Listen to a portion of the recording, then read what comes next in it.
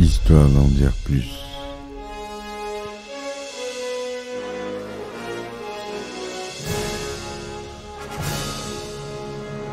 Eh ben attendez, on est en France. Allez, cul sec. Hop.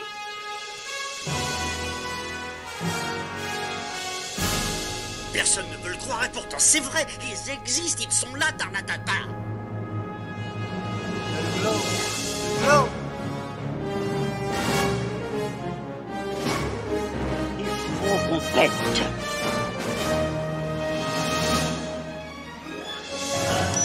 Voyons, circuit branché, convecteur temporel temporisé. Bonjour, bienvenue sur Histoire d'en dire plus. Aujourd'hui on parle d'un film avec Mike Myers, le héros de Wayne's World. Un film très années 60. Le fameux Austin Powers. Allez, c'est parti pour une critique courte cette fois-ci. Allez, c'est parti mon kiki. Alors, Austin Powers, ou Austin Powers, International Man of Mystery, est un film américain de Jay Roach, sorti en 1997. Il s'agit du premier volet de la trilogie Austin Powers. Il raconte l'histoire d'Austin Powers, un photographe de mode le jour et agent secret britannique la nuit, et qui voyage dans le temps afin de poursuivre son ennemi juré, le docteur d'enfer, docteur terreur au Québec, et docteur Evil, le diable, dans la version originale. C'est l'acteur Mike Myers qui interprète les deux rôles. Mike Myers qu'on retrouvera aussi au scénario du film. Le synopsis très rapide, puisque c'est une chronique courte, on va parler des trois films. En 1967, Austin Powers, le meilleur des agents secrets britanniques, s'est fait congeler après que son ennemi juré, le docteur d'enfer, s'est enfui dans l'espace 30 ans après, en 1997. Les deux ennemis sont décongelés et un nouvel affrontement se prépare. Voilà à quoi on peut s'attendre en regardant le film. Donc on retrouve pas mal d'acteurs assez connus, Mike Myers, Elizabeth Hurley, l'ex-compagne de Hugh Jackman, Michael York, Robert Wagner, Seth Green, Mindy Sterling. C'est produit par la New Line Cinema et Carpella International. C'est une comédie d'aventure et de science-fiction. Au costume, on a Dina Appel, qui a fait un sacré travail de costume, notamment ceux d'Austin Powers, qui sont assez inoubliables. À la photographie, c'est Peter Deming. À la production, on a Demi Moore, qui est coproductrice, avec Mike Myers, Jennifer Todd et Susan Todd. Et oui, même si elle ne fait pas d'apparition dans le film, ou je ne crois pas, du moins. Ça a été distribué aux États-Unis par la New Line et en France par Backfilm. Le budget aussi entre 16,5 et 17 millions de dollars. C'est tourné en anglais couleur Deluxe 35 mm de 39e cinémascope, son Dolby Digital SDDS. Je pense vous l'avoir dit, mais je vous le redis. Le film dure 94 minutes. Il est sorti aux États-Unis le 2 mai 1997 et en France le 7 septembre 1997 au Festival de Deauville et le 3 décembre en sortie nationale. Il est classé PG-13. Certaines scènes peuvent heurter les enfants de moins de 13 ans. Pour la nudité, les dialogues sexuels et l'humour. Et en France, il est tout public.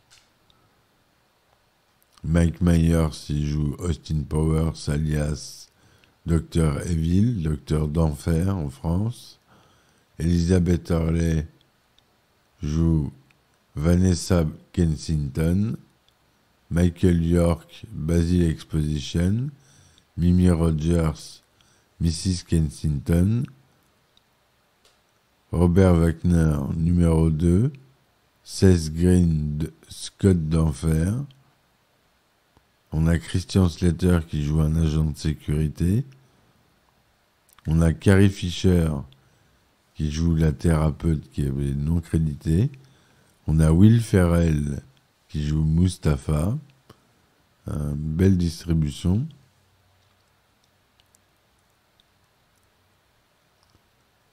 Ouais, c'est tout ce qu'il y a de remarquable en distribution de gens qui sont assez connus maintenant. Aux États-Unis, le long métrage a reçu un accueil critique très favorable. Les utilisateurs d'IMDb, Internet Movie Database, ont donné un vote moyen pondéré de 7 sur 10 sur la base de 218 000 critiques. La presse américaine sur le site Metacritic a des avis plutôt mitigés. Le score est de 51% sur la base de 25 avis. Quant au public, il est plutôt reconnaissant puisqu'il donne une note de 8,6 sur 10 sur 314 évaluations. Rotten Tomatoes lui donne 71% sur 63 opinions. Une note moyenne de 6,50 sur 10. Le consensus critique du site web se lit comme suit. Une comédie légère et loufoque qui fait rire en grande partie grâce à une performance et à la réalisation de Myers. En France, les retours sont plus mitigés. Le site Allociné recense une moyenne des critiques presse de 2,4 sur 5 sur la base de 5 critiques et recense une moyenne de 2,7 sur 5 sur la base de 246 critiques de la part des spectateurs.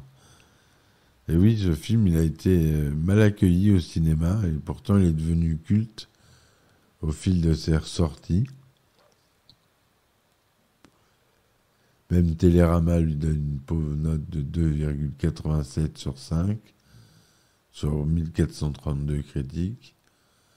Pourtant, aux États-Unis, il rapportera 12 millions de dollars et pour un total mondial de 67 millions de dollars, ce qui est tout à fait honorable. Il a reçu le Saturn Award 98 du meilleur film fantastique, les MTV Movie Award 98, le MTV Movie Award du meilleur méchant décerné à Mike Myers, le MTV Movie Award de la meilleure séquence de danse décerné à Mike Myers pour la séquence d'introduction du film. Il a été nominé à Deauville, au Saturn Award encore une fois, aux Blockbusters, au MTV Award. Voilà. Mike Myers joue les deux rôles principaux du film, ce qui explique que l'on voit rarement les deux personnages ensemble à l'écran. Reprenant le principe de la trilogie des Fantonas d'André Dunebelle, où Jean Marais incarnait en même temps Fandor et Fantomas. L'acteur Joseph, dit Joe Son, qui interprète une parodie de Hot Job de James Bond, a été condamné à la prison à vie le 25 août 2011 pour un crime commis en 1990, viol et acte de barbarie, après avoir été identifié par son ADN en 2008. En octobre 2011, il est inculpé pour le meurtre de son codétenu. Ça rigole pas, hein. La musique générique du film, Soul Bossa Nova, est une reprise du thème de Quincy Jones, extrait de son album Big Band Bossa Nova, sorti en 1962. Austin Powers est aussi un photographe de mode britannique réputé. Il s'inspire de Thomas, le photographe du film Blow Up, tourné en 1966, notamment avec la scène de shooting au début. Le Docteur d'Enfer est inspiré d'Ernest Stavro Blofeld, de James Bond, présent dans Bon baiser de Russie, Opération Tonnerre, On ne vit que 2 fois, Au service secret de Sa Majesté, Les diamants sont éternels, Rien que pour vos yeux, Jamais plus jamais, et même Spectre, en particulier sur son apparence dans On ne vit que 2 fois. Nous pouvons aussi voir une référence à son chat blanc Angora et accessoirement à sa veste en col Mao. Le personnage était également inspiré du Dr No. Mrs. Kensington et sa fille Vanessa Kensington sont toutes deux des parodies d'Emma Peel, chapeau, melon et bottes de cuir. Le nom d'Alota Fascina, d'état des fascines en français, de Fachin, a la même signification argotique que celui de Pussy Galore dans Goldfinger en 1964. Le clin d'œil va même plus loin puisque la scène de rencontre entre Austin Powers et la protagoniste est parodiquement calquée sur la scène équivalente de Goldfinger. James Bond dit « I must be dreaming ». Numéro 2 est inspiré d'Emilio Largo de Opération Tonnerre et Frau Farbacina est inspiré par Rosa Klebb de Bon baiser de Russie et Irma Blunt de Au service secret de Sa Majesté. Son nom est formé à partir du mélange entre les mots yiddish Farbissem punim, visage sévère et grimaçant, et le mot italien Furbissima, très rusé. Voilà ce qu'on pouvait dire sur ce film, que je vous invite à voir. C'est plein de scènes cultes.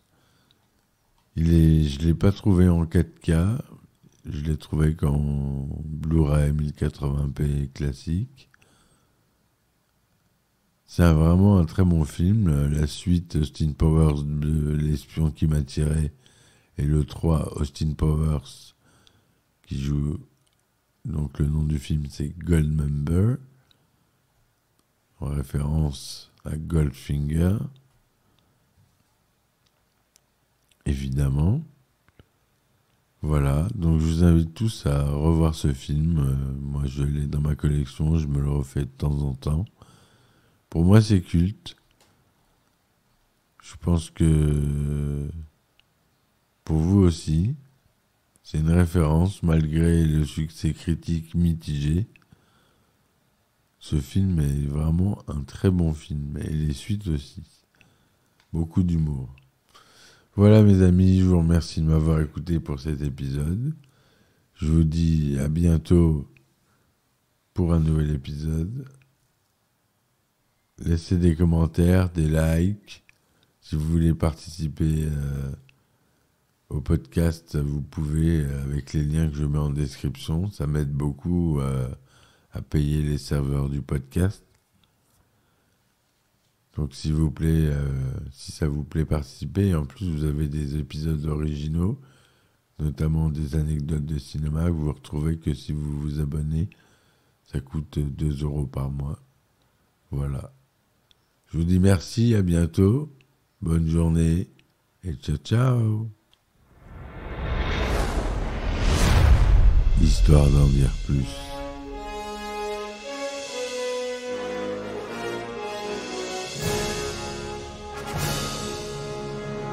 Eh ben attendez, on est en France. Allez, cul sec. Hop.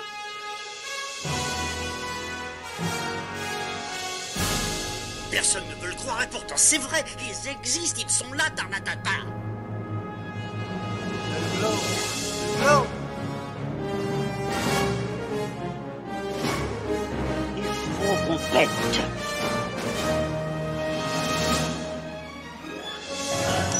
Voyons, circuit branché, convecteur temporel temporisé.